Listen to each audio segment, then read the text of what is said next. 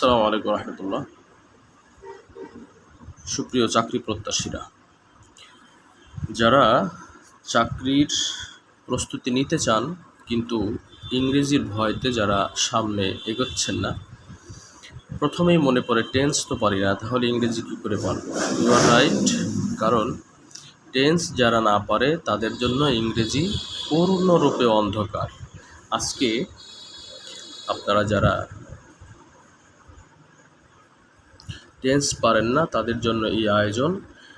আমার এই টেন্সের কোর্সটুকু যদি পরিপূর্ণভাবে আপনারা দেখেন, তাহলে ইনশাআল্লাহ আপনাদেরকে কথা দিচ্ছি বাকি জীবনের টেন্স কোনো দিন ভুলবেন না এবং টেন্স পরিপূর্ণ বুঝবেন। ইংরেজি আপনার কাছে পানি হয়ে যাবে। সো আসেন শুরু করি। টেন্স জানতে হলে আপনাকে এই কয়েকটা জিনিস অবশ্যই জানতে হবে। সাবজেক্টের পরিচয় জানতে হবে, অবজেক্ট কী জিনিস সেটা জানতে হবে, ভার্ব এটাও জানতে হবে এবং ভার্বের বিশেষ দুটি প্রকার, প্রিন্সিপাল ভার্ব এবং অক্সিলিয়ারি ভার্ব, এটা জানতে হবে। তারপরে ভার্বের তিনটি রূপ আছে, এই তিনটা রূপ আপনাকে জানতে হবে। মাত্র এই চারটা বিষয় আপনি জানার পরে টেন্স আপনার কাছে পানি হয়ে যাবে। আপনি কী করে যে টেন্স শিখে ফেলবেন এটা আপনি বুঝতে পারবেন না। এবার আসেন সাবজেক্টের পরিচয়। সাবজেক্ট কি? সাবজেক্টের পরিচয় হলো বাক্যের কাজটি যে করে তাকেই সাবজেক্ট বলে। এর চেয়ে সহজ করে কোনো বইতে লেখা আছে কিনা আমার জানা নাই। তাহলে আসেন কিভাবে সাবজেক্ট কিভাবে নিজের কাজটা করলো। আমি ভাত খাই, এই যে খাওয়াটা, এই বাক্যের কাজটা কি? এই বাক্যের কাজটা হলো খাওয়া। তাহলে খাওয়াটা কে খাইলো? খাওয়াটা এই আমি খাইলো, এজন্য ইনি সাবজেক্ট। আচ্ছা, এখান থেকে আমরা আরেকটা পরিচয় নিতে পারি, সেটা হলো অবজেক্ট কী জিনিস। আসেন অবজেক্টের পরিচয়। অবজেক্ট হলো বাক্যের কাজটি যার কারণে অথবা যাকে দিয়ে সম্পন্ন হয় তাকে অবজেক্ট বলে। এবার আসেন ওই একই বাক্য বারবার রিপিট করবো এই জন্য যাতে আপনি একটা বাক্য যদি পরিপূর্ণভাবে বোঝেন তাহলে সারা জীবন টেন্সটা আপনি সুন্দর করে বুঝতে পারবেন। এবার আসেন অবজেক্ট কী জিনিস। এই যে কাজটা কি? খাওয়া। কাজটা হলো খাওয়া। এই খাওয়াটা কে খাইলো? আমিটা খাইলো, এটা হলো সাবজেক্ট। এটা কি? এটা সাবজেক্ট। এখন এনাকে যদি জিজ্ঞাসা করি যে তুমি কি খাইছো অথবা কাকে খাইছো, মনে করবেন সাবজেক্টকে যদি প্রশ্ন করেন যে কি অথবা কাকে, কি অথবা কাকে, এটা দিয়ে যদি প্রশ্ন করেন তাহলে উত্তর পেয়ে যাবেন যে তুমি কি খেয়েছো। তুমি কি খেয়েছো, এই খাওয়া, এটা ভার্ব অর্থাৎ কাজ। এই কাজ দিয়ে প্রশ্ন করেন তুমি কি খেয়েছো, সে বলবে আমি ভাত খেয়েছি। এখন যদি সে একা বলে যে আমি খাই, আপনার ভিতরে প্রশ্ন চলে আসে তুমি কি খাও। এই জন্য এইটা হলো অবজেক্ট। এই যে কথাটুকু লিখছি বাক্যের কাজটি, এটা হলো কাজ। বাক্যের কাজটি যার কারণে সম্পন্ন অথবা যাকে দিয়ে সম্পন্ন হয়, তা এই বাক্যের কাজটি কাকে দিয়ে সম্পন্ন হলো? খাইলো এই লোকটা, কিন্তু কি খাইলো? সেটা হলো এই ভাত। এইটা হলো অবজেক্ট। এটা কি? এটা অবজেক্ট। যদি বলি আমি একটি গরু দেখলাম, তাহলে আমি যদি প্রথম বলি আমি দেখলাম, আপনি আমাকে প্রশ্ন করবেন আপনি কি দেখলেন, তাহলে আমি বলবো একটি গরু দেখলাম, তাহলে ওইটাই গরুটা হলো অবজেক্ট। যদি আমি বলি যে আমি লিখি, আপনি যদি আমাকে প্রশ্ন করেন তুমি কি লেখো, তখন আমি বলবো একটা চিঠি লিখি, ওই চিঠিটা হলো অবজেক্ট। ঠিক এভাবে বুঝবেন। এই একটা বাক্য দিয়ে যদি আপনি বুঝতে পারেন, বাকি জীবনে আপনাকে অবজেক্ট চিনতে আর কষ্ট হবে না। এবার আসি তৃতীয় নম্বরে কি বলেছিলাম। তৃতীয় নম্বরে বলেছিলাম ভার্বের পরিচয়। আমরা কিন্তু টেন্স পরিপূর্ণভাবে জানার একটা পূর্ণাঙ্গ রূপে আমরা চলে যাচ্ছি। ভার্বের পরিচয়। এবার আসেন ভার্বের পরিচয়টা নেই। ভার্বের পরিচয় কি লিখেছি? যেই শব্দ দ্বারা কোনো কিছু করা বা হওয়া বোঝায় তাকেই ভার্ব বলে। দেখুন ওই বাক্যটাই আবার নিয়েছি, আমি ভাত খাই। এর ভিতরে এই যে আমিটা কি? আমিটা হলো সাবজেক্ট। কেন? কারণ এই লোকটা কি করছে? কাজটা করছে। তা এর কাজটা কি? এর কাজটা হলো খাওয়া। এর কাজ কি? খাওয়া। তা যেই শব্দ দিয়ে কোনো কিছু করা অথবা হওয়া বোঝাবে তাকে কি বলে? ভার বলে। তা এই লোকের পরিচয় কি? এই লোকের পরিচয় হলো ভার। এখন এই লোকটা কি খাইলো? যদি প্রশ্ন করেন যে তুমি কি খাও, তাহলে সে বলবে যে আমি ভাত খাই। এইটা হলো অবজেক্ট। এটা কি? অবজেক্ট। মনে রাখবেন, নিজের মাতৃভাষাটা যেভাবে মায়ের কাছ থেকে শিখেছেন, পৃথিবীর অন্য কোনো ভাষা শিখতে হলে আপনাকে নিজের ভাষা দিয়ে শিখতে হবে। তা না হলে কোনো দিন অন্য কোনো ভাষা আয়ত্ত করা যাবে না। এবার আসেন, আই ইট রাইস। এই আই মানে কি? আমি। ইট মানে কি? খাওয়া। রাইস মানে কি? ভাত। তাহলে আমি ভাত খাই। সাধারণত বাংলা বাক্যর চেয়ে ইংরেজি বাক্যটা একটু ভিন্নভাবে তৈরি হয়। বাংলা বাক্যে যেমন অবজেক্টটা আগে বসছে, সাবজেক্টের পরেই বসছে, ভার্বটা পরে শেষে বসছে, কিন্তু ইংরেজি বাক্যে সরাসরি সাবজেক্টের পরে ভার্ব বসবে আর অবজেক্টটা বসবে শেষে। কিভাবে?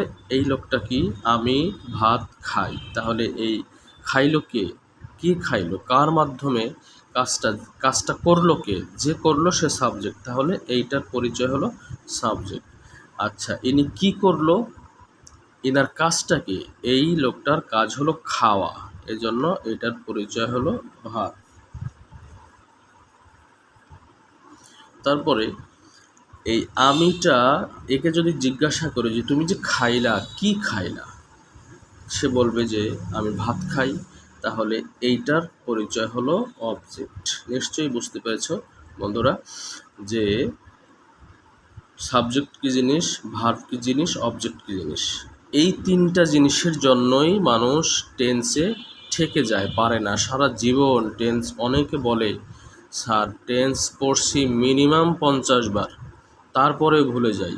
এই পড়ি আবার 2 দিন পর ভুলে যাই। আমি কথা দিচ্ছি, আপনি আমার এই মেথডটা যদি ফলো করেন তাহলে you will never forget this. কখনোই ভুলবেন না, ভুলতে চেষ্টা করলেও পারবেন না। আচ্ছা, এরপরে আসি পরের বাক্যটা, আমি ফুটবল খেলি। তাহলে এখানে সাবজেক্ট কি? একটু চেষ্টা করেন। এখানের সাবজেক্টটা হলো এই আমি। আমিটা কি? সাবজেক্ট, কারণ খেলা। এখানে কাজটা কি? খেলা। কে খেললো? যে খেলে, অর্থাৎ বাক্যের কাজটা যে করে তাকে সাবজেক্ট বলে, অর্থাৎ এটা হলো সাবজেক্ট। আচ্ছা, এখন এই লোকটা কি করলো? সে কি করে? সে খেলে।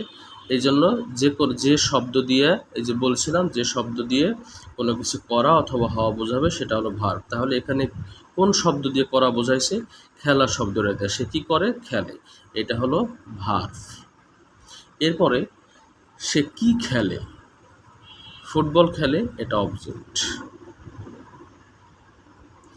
তাহলে এই যে ইংরেজি বাক্যে আসি, ইংরেজি বাক্যে পরিচয় কি? আই প্লে ফুটবল, আমি ফুটবল খেলি। তাহলে খেললো কে? যে লোকটা খেললো সে হলো সাবজেক্ট। আর উনি কি করলো? খেললো, এইটা হলো ভার্ব। এটা ভার্ব। আর এরপরে এই যে উনি কি খেললো? ফুটবল খেললো। কি খেললো? ফুটবল খেললো। এইটা হলো অবজেক্ট। এটা অবজেক্ট। এভাবে নিজেরা 10টা বাংলা বাক্য লিখবেন। ইংরেজি না পারবেন, বাংলা বাক্য লিখবেন। বাংলা বাক্য লিখে এরপরে এর পরিচয় নিজেরা বের করবেন। 50টা বাক্য লিখে যে কোনটা সাবজেক্ট, কোনটা অবজেক্ট, কোনটা ভার্ব। এইভাবে যদি বাংলা বাক্য দিয়ে ট্রাই করেন, তারপরে একসময় ইংরেজিটা আপনি বুঝতে পারবেন। প্রথমে মনে রাখবেন বাংলা বাক্য দিয়ে আপনাকে শিখতে হবে। আমি ঢাকা যাই। এখানে কে গেল? এই 3টা কথার কাজটা কে করলো? আমি। তাহলে এই লোকটা কি? সাবজেক্ট। আচ্ছা, এই লোকটা কি করলো? এই লোকটার কাজটা কি? এই লোকটার কাজ হলো যাওয়া। তাহলে এটার নাম কি?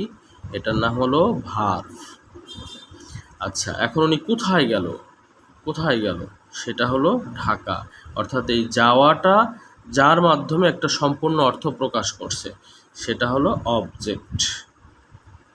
নিশ্চয়ই আমরা ক্লিয়ার হয়ে গেছি সাবজেক্ট কী জিনিস, অবজেক্ট কী জিনিস এবং ভার্ব কী জিনিস। তাহলে এই বাক্যটার দিকে তাকাই। 3টা অংশ আছে এই বাক্যে। এটা একটা প্রিপোজিশন, এটা ভিন্ন আলোচনা। আচ্ছা, এইটা নিয়ে একটা আলোচনা। এই যে এটা এখন হলো আপাতত এটা সহ। তাহলে আই গো টু ঢাকা। গো মানে কি? যাওয়া। আই মানে কি? আমি। তাহলে গেল কে? কাজটা করলো কে? কাজটা করলো আই। এই জন্য যে করলো সে সাবজেক্ট। আচ্ছা, কি করলো? এই জায়গার কাজটা কি? কাজটা হলো যাওয়া, এই জন্য ইনি ভার্ব। তারপরে আসি কোথায় গেল, ঢাকা, এই জন্য এই লোকটা হলো সাবজেক্ট অবজেক্ট। তাহলে নিশ্চয়ই আপনারা বুঝতে পারছেন এইভাবে বিশ্লেষণ করে বাংলা বাক্য থেকে ইংরেজি বাক্য বিশ্লেষণ করে 2 দিন প্র্যাকটিস করেন। I guarantee it that you will never forget it. কখনোই আপনি এটা ভুলবেন না ইনশাআল্লাহ। এরপরে আসি আর 2টা যে বিষয় পরিচয় বলেছিলাম সে বিষয়ে আমরা একটু আলোকপাত করি। সে বিষয়গুলো কি? সে বিষয়গুলো হলো ভার্ব, প্রিন্সিপাল ভার্ব এর কথা বলেছিলাম এবং অক্সিলারি ভার্বের কথা বলেছিলাম। তার আগে বুঝতে হবে এই জিনিসটা আমাদেরকে, ভার্ব এর প্রধানত 3টি রূপ আছে। এই 3টা রূপ যদি কারো মুখস্থ না থাকে, কারো যদি বোঝা না থাকে, সে চিরজীবন চেষ্টা করলেও ইংরেজিতে কথা বলতে পারবে না। তাহলে আমরা আসেন এই ভার্বের রূপ কি জিনিস এবং একটা ভার্বের 3টা রূপ কি কি থাকে সে বিষয়ে আমরা একটু জেনে আসি। দেখুন, ভার্বের 3টি রূপ কি কি?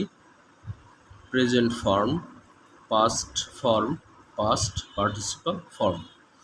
আচ্ছা, এটাকে সংক্ষেপে বলে ভার্বের এই যে V1 মানে ভার্বের প্রথম রূপ, এটাকে বলে V2 মানে ভার্বের দ্বিতীয় রূপ, আর এটাকে বলে V3 অর্থাৎ ভার্বের 3 নম্বর রূপ। তাহলে এটার অর্থ কি? অর্থ জানাটা আবশ্যক না, তারপরে বলি। প্রেজেন্ট ফর্ম মানে বর্তমান রূপ, পাস্ট ফর্ম অতীতের রূপ, আর পাস্ট পার্টিসিপাল ফর্মটা হলো যেটা বর্তমান এবং অতীতের উভয় ক্ষেত্রেই ব্যবহৃত হয় ভার্বের এমন একটা রূপ। আচ্ছা, এবার আসি, তাহলে আমরা একটু 5টা ভার্ব লিখব। এই 5টা ভার্ব দিয়ে আমাদের পুরো টেন্সের যে জার্নি, এই জার্নিটা কমপ্লিট করবো ইনশাআল্লাহ। তাহলে V1 মানে নিশ্চয়ই বুঝতে পারছেন প্রেজেন্ট ফর্ম, তারপরে V2, তারপরে V3। প্রেজেন্ট ফর্ম এই যে এইটার আদলে present form, past participle form. এখন আসেন আমরা লিখি, আমরা নিশ্চয়ই জানি গো মানে যাওয়া, ওয়েন্ট WENT ওয়েন্ট, তারপরে গান, গো ওয়েন্ট গান। এই যে ভার্বের রূপগুলো আছে এটা বিভিন্ন গাইডে আছে অসংখ্য ভার্ব, অর্থাৎ পৃথিবীতে যত প্রকার কথা আছে প্রত্যেকটা কথার প্রত্যেকটা কাজের এক একটা ইংরেজি ওয়ার্ড আছে। এগুলো আপনাকে present form, past participle form একসাথে মুখস্থ করতে হবে। যেমন গো অ্যান্ড গান অর্থাৎ যাওয়া। তারপরে দেখুন, আমরা মাত্র 3টা ভার্ব লিখেছি, 4টা ভার্ব লিখেছি, present form, past participle form. Go went গান মানে কি? যাওয়া। খাম খেইম খাম, আসা, এটা হলো CAME খেইম। খাম খেইম খাম, আসা। ইট এইট ইটেন, এটার উচ্চারণ হবে এইট, অ্যাট হবে না, এইট। ইট এইট ইটেন খাওয়া। রাইট রোট রিটেন মানে লেখা। মাত্র 4টা ভার্ব লিখেছি। এই 4টা বাক্য দিয়ে আমরা we will finish the journey of tense. আচ্ছা, তাহলে এবার দেখুন যে আমাদের যে বাক্যগুলো লিখেছি এটা পূর্বের লেখা বাক্যগুলো। এবার একটু ভার্বের সঙ্গে মিলিয়ে নেই আমরা। আমি ভাত খাই, খাওয়া ইংরেজি কি? খাওয়াটা নিশ্চয়ই একটা ভার্ব, তাহলে খাওয়া ইংরেজি কি লিখেছিলাম? ইট এইট ইটেন। তাহলে আমি ইংরেজি কি? আই, তাহলে এটার সাবজেক্ট কি? আই। তারপরে ইংরেজিতে সাবজেক্টের পরেই ভার্ব লিখতে হয়, তাহলে ইট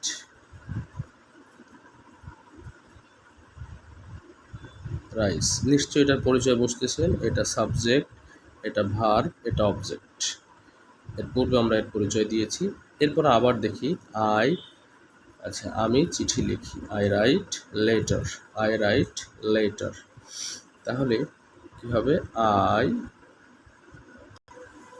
দেখুন বাক্যগুলো লিখে ফেলেছি। আমি চিঠি লিখি, আই রাইট লেটার। এই রাইটটা কি? ভার্ব। কোন জায়গাটা বসছে, প্রেজেন্টেরটা বসছে, এই যে এটা। তাহলে আই রাইট, আমি লিখি, কি লিখি, লেটার, এটা অবজেক্ট, এটা ভার্ব, এটা সাবজেক্ট। আবার এই বাক্যটা সামনে লিখেছি, আমি বাড়িতে আসি, আই কাম হোম। আচ্ছা, তারপরে এটা সাবজেক্ট, এটা ভার্ব, এটা অবজেক্ট। তারপরে আমি স্কুলে যাই, আই গো টু স্কুল, আমি স্কুলে যাই, তাহলে এটা সাবজেক্ট, গোটা ভার্ব, টু স্কুল এটা হলো কমপ্লিমেন্ট অথবা অবজেক্ট, যেটাই বলেন। এবার আসেন প্রিন্সিপাল ভার্ব এবং অক্সিলিয়ারি ভার্বের ভিতর পার্থক্য কী জিনিস। প্রিন্সিপাল ভার্ব মানে প্রধান ক্রিয়া, প্রিন্সিপাল ভার্ব মানে প্রধান ভার্ব, আর অক্সিলারি ভার্ব মানে সাহায্যকারী ভার্ব। ভার্ব অর্থ ক্রিয়া বা কাজ। এখন দেখেন এখানে একটা বাক্য লিখেছি, আমি I am going to Dhaka, আমি ঢাকা যাইতেছি, I am going to Dhaka, আমি ঢাকা যাইতেছি। আইটা কি, সাবজেক্ট, নিশ্চয়ই আমরা বুঝতে পেরেছি। আচ্ছা, এরপরে আমরা লিখেছিলাম গো মানে যাওয়া, তাহলে গোয়িং হয়ে গেছে, এটা কিভাবে বুঝবো আমরা, এটা পরে বুঝবো প্রেজেন্ট কন্টিনিউয়াস টেন্সে। তাহলে আই অ্যাম, আচ্ছা মূল কাজটা কি, আমি ঢাকা যাইতেছি, মূল কাজটা কি, আমাদের মূল কাজটা হলো যাওয়া, মূল কাজটা যাওয়া, কিন্তু যাইতেছি যে হয়েছে প্রেজেন্ট কন্টিনিউয়াস টেন্সের কারণে, এজন্য এইটার মূলত কোনো অর্থ নেই, কিন্তু এইটা হলো এই সেন্টেন্সটাকে সাহায্য করছে, এই ভার্বটাকে সাহায্য করে একটা পূর্ণাঙ্গ অর্থ প্রকাশ করছে, এই জন্য এইটা হলো অক্সিলারি ভার্ব। অক্সিলারি মানে কি, সাহায্যকারী। তাহলে অক্সিলারি মানে সাহায্যকারী, অক্সিলারি মানে সাহায্যকারী। তাহলে এই এই যে এম দেখতেছেন, এটা হলো সাহায্যকারী ভার্ব, আর মূল যে কাজটা কি, এখানে মূল কাজ হলো যাওয়া, এই জন্য এটা হলো প্রিন্সিপাল ভার্ব। প্রিন্সিপাল ভার্ব, তাহলে নিশ্চয়ই বুঝতে পারছেন যে অক্সিলারি কী জিনিস এবং প্রিন্সিপাল ভার্ব কী জিনিস। তাহলে আমরা প্রথমত অক্সিলারি ভার্বগুলো মুখস্থ করে ফেলব, কারণ আমাদের এগুলো জানা জরুরি।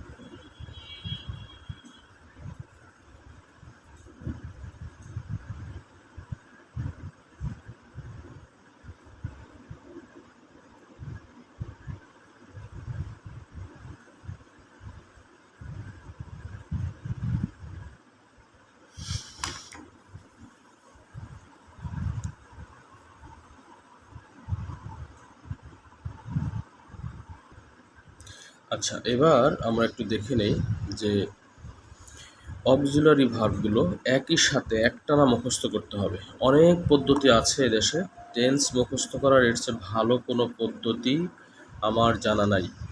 আমার প্রায় গত 20 বছর টেন্স পড়ানোর অভিজ্ঞতা থেকে বলছি, এই মেথডে পড়লে জীবনে আপনি টেন্স ভুলবেন না। সেটা হলো কি, প্রেজেন্ট টেন্স। টেন্স মূলত 3 প্রকার: present tense, past tense, future tense. বর্তমান কাল, টেন্স শব্দের অর্থ কাল বা সময়, টেন্স শব্দের অর্থ কাল বা সময়।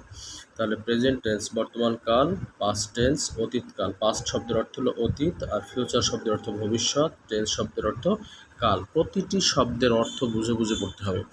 এরপরে আসেন প্রেজেন্ট টেন্সে যে অক্সিলারি ভার্বগুলো আমাদের লাগবে সেগুলো একসাথে এক লাইনে লিখে ফেলছি, এটা মুখস্থ করে ফেলবেন।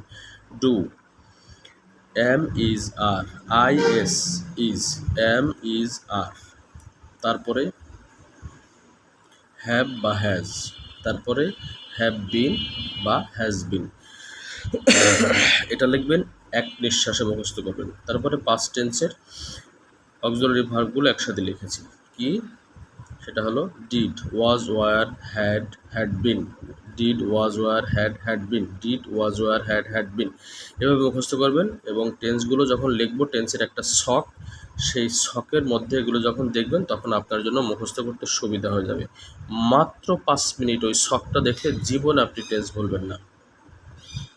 এরপরে ফিউচার টেন্সে আমাদের যে অক্সিলারি ভার্বগুলো প্রয়োজন হবে সেটা হলো শেয়াল বা উইল, তারপরে শেয়াল বি, উইল বি, তারপরে শেয়াল হ্যাভ, উইল হ্যাভ, তারপরে শেয়াল have been, will have been. SHALL, শেয়াল লিখেছে, এটা শেয়াল বা উইল। শেয়াল বি, উইল বি, শেয়াল হ্যাভ, উইল হ্যাভ, শেয়াল have been, will have been. এই যে আজকে যতটুকু লিখলাম এইটুক, এবং এর পরবর্তী ভিডিওতে যেই একটা ছক এঁকে টেন্সটাকে বৈজ্ঞানিক পদ্ধতিতে শেখাবো, যেই টেন্সটার ছকের দিকে একবার তাকিয়ে মাত্র 2 মিনিট যদি তাকিয়ে থাকেন মনোযোগ সহকারে, জীবনে টেন্স ভুলবেন না ইনশাআল্লাহ।